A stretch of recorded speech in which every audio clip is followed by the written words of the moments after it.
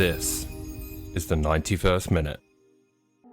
Manchester United secured back-to-back Premier League wins for the first time this season by beating Sheffield United 2-1 at Bramall Lane, a 10th consecutive victory against the newly promoted sides in the Premier League. It was a bit of a somber occasion after the passing of Sir Bobby Charlton. Earlier that day it was announced. There is there's a big comment for anyone watching. There's a big comment on chat. Let me just see. Okay, I got rid of it. Okay. It was just a new chatter, guys. Guys, follow us on Twitch, YouTube, subscribe, and if you watch the previous segment, remember to subscribe in that one too. Yeah, United won 2-1. We weren't the better team against the bottom place team in the Premier League. You know, it's just another one of those games. Gotta love Scott McTominay getting another goal. You know, playing in the second striker position next to Højlund. They kind of look like twins up there, almost like brothers. You know, they're both like these, like, you know, I don't know. But one brother's really good and the other one's shit. Yeah, pretty much. No, I'm kidding. McTominay's been huge for you.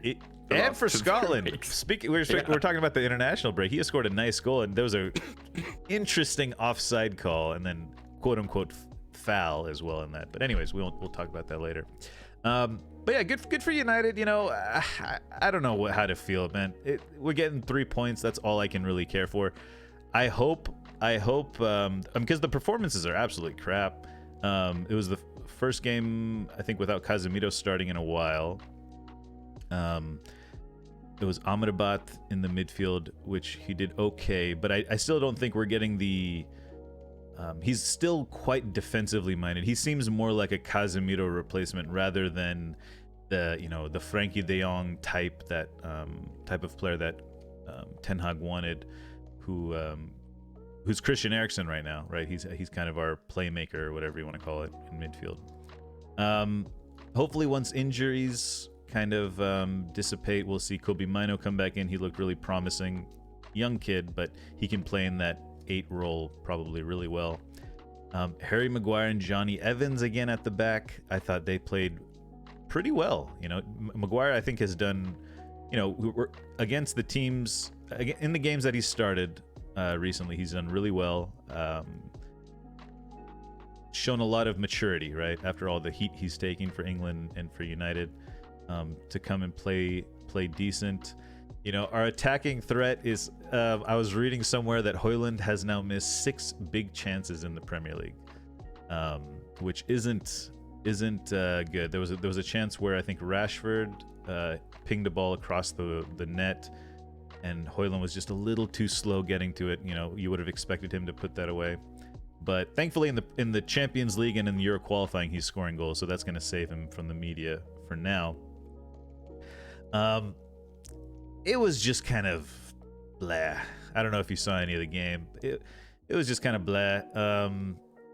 Only extended highlights for me for this one. Yeah, we scored a goal, and then immediately McTominay scores a goal, then he concedes a handball, which was a handball, and then they score, and Dalot scores a nice goal. I was watching the game, and I literally yelled, "Don't shoot it," when Dalot got the ball at the top, because he always takes these shots and they just go over the net, but he somehow got it in. It was a good goal. I mean, goalie, what's his name? Federingham or something? He could have done, against a better goalkeeper, I don't think it goes in, but hey, whatever, I'll take it. It looked nice, you know, whatever. I've always loved the shot from the top of the box, you know, like that curler. Yeah. Like, it's something that I used to enjoy trying a lot when I played regularly. Oh yeah. It's just, yeah, I always admire those. I thought that was a really nice goal for Dalot, to be honest, but yeah, I didn't really pay much attention to Fotheringham's positioning. He got both hands to the ball, and then he just kind of flapped it into the net. But you know, let's try not to be negative here. Yeah, it was they scored the goal. I don't know, man. It's just it's sad because I'm hoping Kobbie Mainoo makes it like I'm hoping players can somehow come into the team and make a difference. I don't know what's happening with Sancho. Antony is still kind of just being kind of an average player, right? We'll see how things go. I'm not like we're heading into the Manchester derby now, and it could either be a turning point, right, again, or it could be just debauchery. I don't know. And I feel like City did get the win this weekend over Brighton. Haaland back on the score sheet with a nice one, actually, as well. So I think, obviously, they're coming off the loss to Arsenal. They beat Brighton. It was fairly close. You got to think Pep's going to be trying to get them fired up for this one, because they could do with. I feel like they could do with a bit of a kick start themselves, maybe by their standards, not by you know what I'm saying, right? Like, so it could be a tough game for you lot. But then, man, I've watched my team win games when we've played badly plenty of times in the last 10, 15 years, and fighting for top 4. It's winning when you're playing bad is how you make the top 4. It's not going to win you a title in today's Premier League, but it's how getting wins when you're not playing at your best is. And I don't think United have been great all season, but again, that's 3 more points in the kitty. We say that a lot on the show, but I mean, at the end of the day, that's the only thing that matters from that game now. The performance aside, I mean, now this is where the manager comes in and has to work with the players to improve the performance overall. That's what you want to see as a Man United fan, right? Like, you want to see an improved performance. I mean, I'll take the 3 points, but yeah, the performance is I don't know. There's just something. There's something. Someone posted a picture I saw on Twitter. It was like they broke the field into thirds, right? Defensive third, offensive third, and midfield third. And it was like, the tactics. Don't let the ball in the net. Somehow get the ball in the net in the. Don't let the ball in the net in the defensive third. Somehow get the ball into the net in the offensive third, and then figure out a way to get through this midfield portion. Because our midfield is like. It's not, there's nothing like clicking, we still, like, Dalot's goal is just a moment from a player again, right? And we depended on moments last season. There were a couple like nice flowing goals we scored and stuff, but those have kind of dried up. We also have a midweek game in the Champions League, and if we lose that game, we could potentially be out of the Champions League, So it's like we got to kind of go. It's kind of a must-win game this midweek, and then kind of keep our dignity on the weekend, and then do it again, because I can't see Doku versus Dalot or Doku versus Lindelof. Like, that's not those aren't great matchups. And then if it's Harry Maguire and Johnny Evans versus against Haaland. Yeah, it could be bad, but I mean, Varane's been coming off the bench. Maybe he's like saving Varane for the City match, because we're gonna desperately need Varane's ability. He doesn't want him to get injured in other games or something, because he has trouble playing 2 games in a row. So I don't know, man. I'm not feeling confident, going into. I didn't take any confidence. Are you playing like? So I got a picture of the formations in front of me, but obviously this is just from the lineup sheet, so it could be wrong. It looks like he lined up with Amrabat and McTominay in kind of like a 2 CDM. Like, I'm assuming to help protect the defense is the idea behind that. Do you think that's taking away from the attacking play that you want to see? You know what I mean? So when Sheffield had the ball deep, like when the goalkeeper had it, McTominay would almost play like a second striker, kind of how Cole Palmer and Gallagher's position, right? He would pop all the way out from midfield and go press high, and then in build-up, McTominay would push up a little higher. Amrabat was more by himself in that area. It didn't feel like a double pivot very often. Yeah. And also, this was the kind of game where we had possession anyway, so we didn't really need a double pivot. But yeah, possibly against City, we could see double pivot. Like Casemiro probably will start that. Casemiro and Amrabat will probably start that game. I'm worried about our fullbacks and our defense, though. I'm worried about the whole team, to be honest, because the front six can't keep the ball and can't generate attacks very well, and the back line is just Lindelof was playing right back. You know, it's just like Lindelof versus Doku. It's over. It's literally over.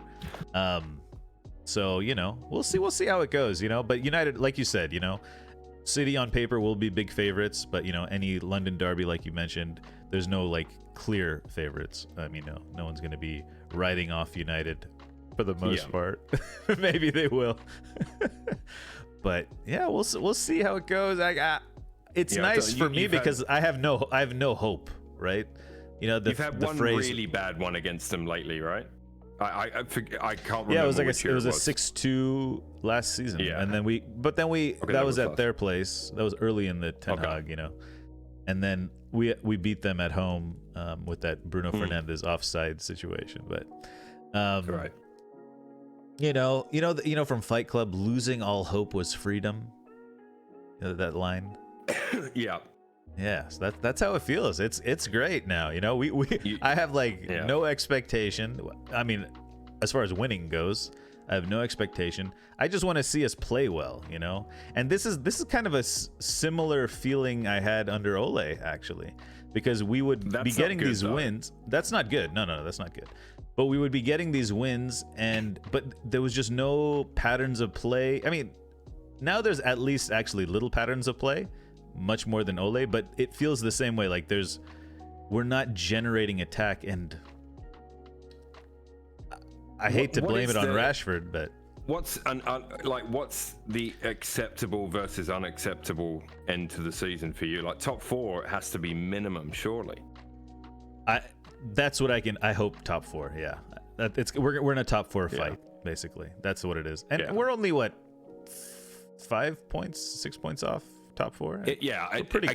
We're 9 games in, and I honestly had to tell myself that when I was looking through stuff and watching highlights this weekend, and I literally was like, oh yeah, fuck, like we're 9 games in, like we really need to just relax a little bit because there's a lot of football to play.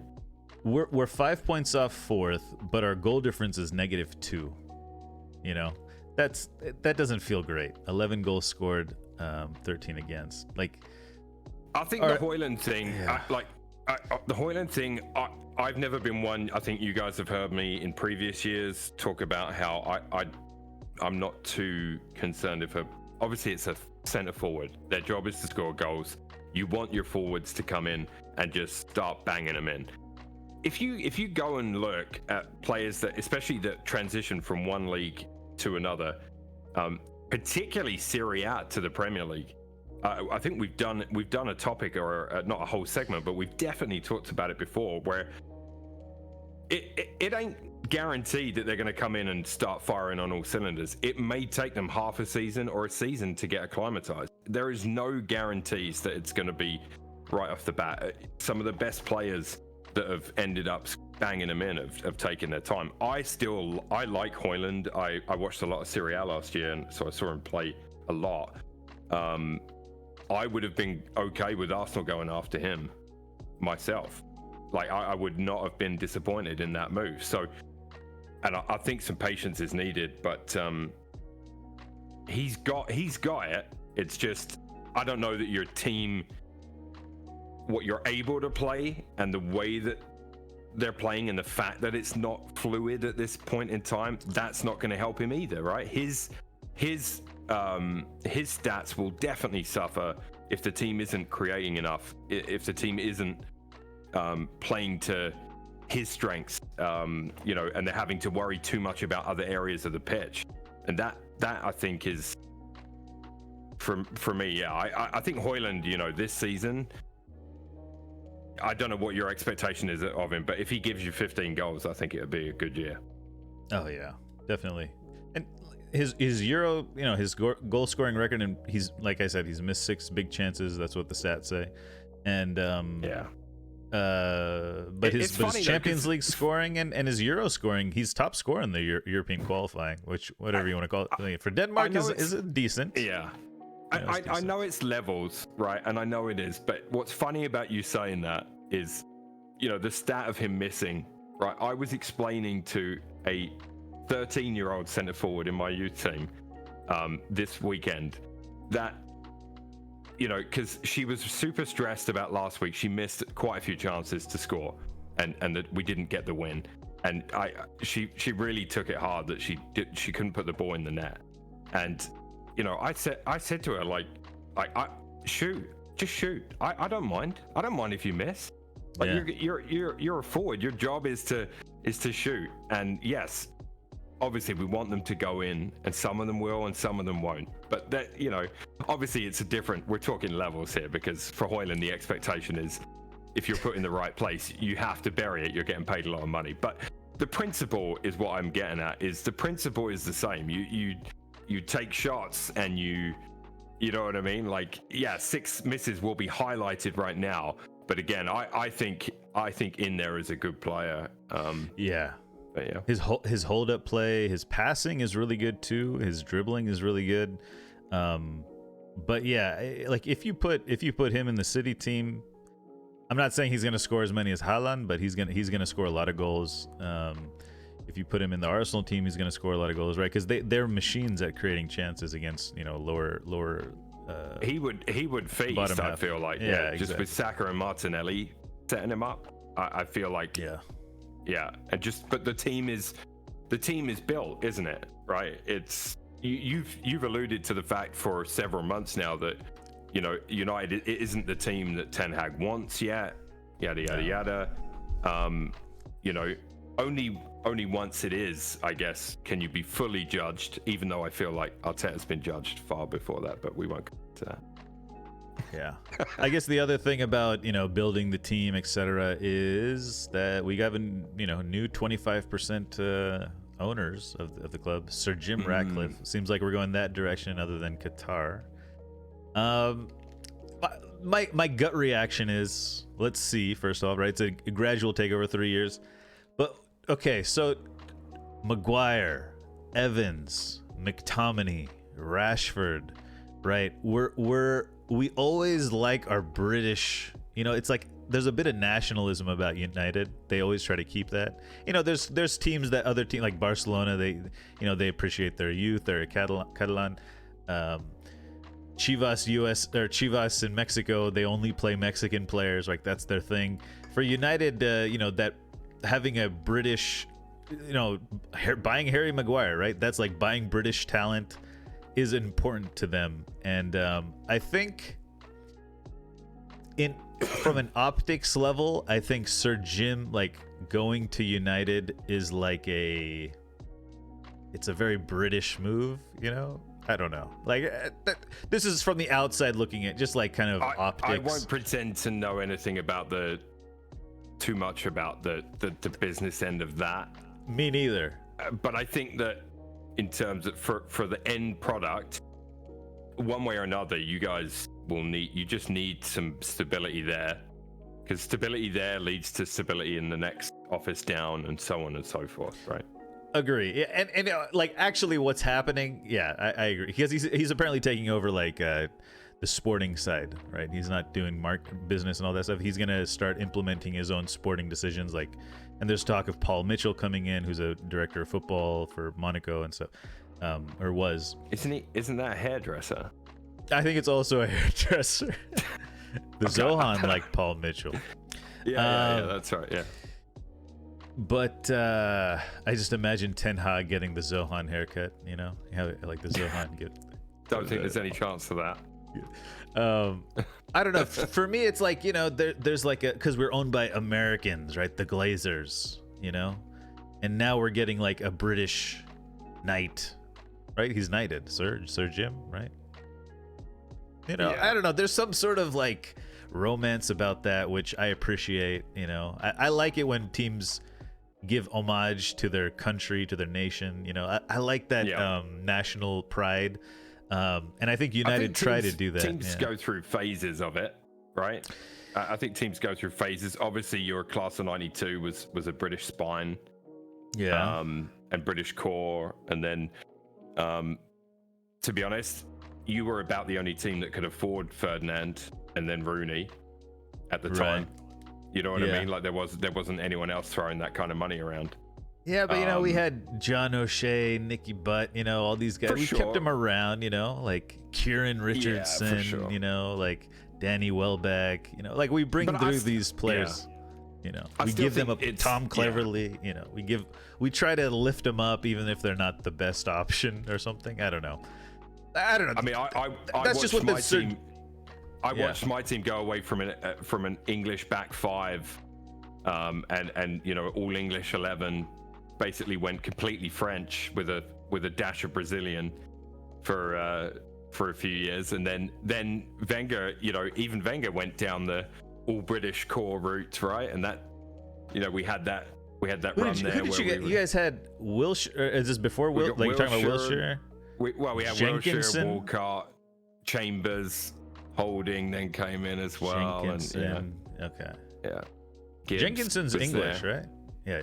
Gibbs. Yeah, he was. Yeah, but like when I was growing up, we had an infamous back five of sort of Seaman, Adams, Bold, Dixon, and Winterburn, and Keown. Like, you know what I mean? It was a really, really British, English/British team for forever. And then,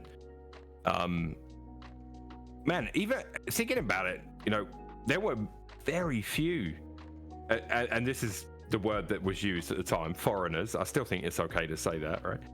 Sure, whatever. There were very few foreigners in the top division. It was still a big deal when they were coming in, and then obviously it changed so much so quickly for the better, because it definitely helped improve the game.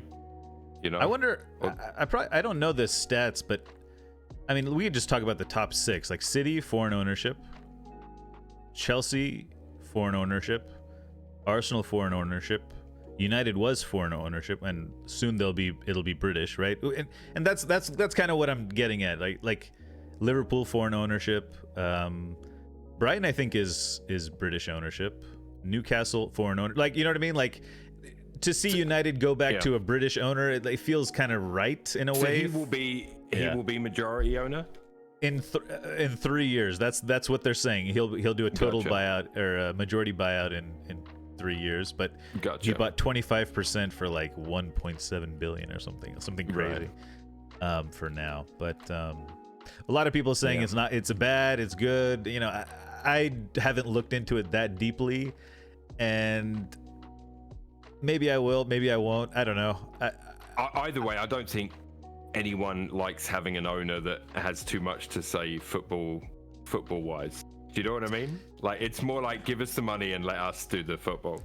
100%. But also at the same time, the Glazers, like, I feel like they don't know the rules of football, Like, that's how it almost feels. Like, maybe they do, but they probably do now. But it doesn't feel like they even know the rules of football. And at least Jim Ratcliffe wants to be at the games, etc., and all that, We had the whole thing with the Cronkies, right? Like, where it was really not a good relationship, but then Josh came in and did this big press conference and did a big meet with the shareholders and all the members and said, listen, just give us this time, and I think the famous phrase that came out of it was like, be excited or something, right? Something along those lines. And like, Josh looks promising. He looks more. He does, and he did. He did somewhat deliver on that already. I mean, obviously, we came fairly close, and hopefully we just continue to compete. I look at City as a machine. I want us to continue to compete and put ourselves in a position where we can win that trophy. That's all I can ask right now. I'm not expecting us to go out and win. There are people that expect you to go out and win every game. I'm not one of those fans. I don't expect that. I expect us to compete for the title, though, given how last year went. But and for you, like, your expectation level right now is lower, which is weird, right? Yeah, it is weird. I heard a report about, like, someone was talking to Copenhagen fans, and they were disappointed that they drew Manchester United. They were hoping for a bigger team, Like that's how things are now, you know. Mordechai, you're making the mistake. Mordechai in chat says you're never going to win the league if you don't expect to win every game. Well, I hate to break this to you, but whether I believe they will or not will have absolutely zero bearing on how the team plays on a Saturday or a Sunday. My belief, there's no voodoo from my brain to that team. They have to do it. I can only cheer them on. I can hope, but that's all I got, man. It'll filter to the stands. Who knows? Yeah. If you're in the stands, sure. I think you can definitely, but you're still one of 60,000 yelling. And yeah, what's up? I mean, that's the slippery slope. You know, your vote doesn't matter. Well, let's not go No, to it's politics philosophical. then. Yeah, we're going philosophical.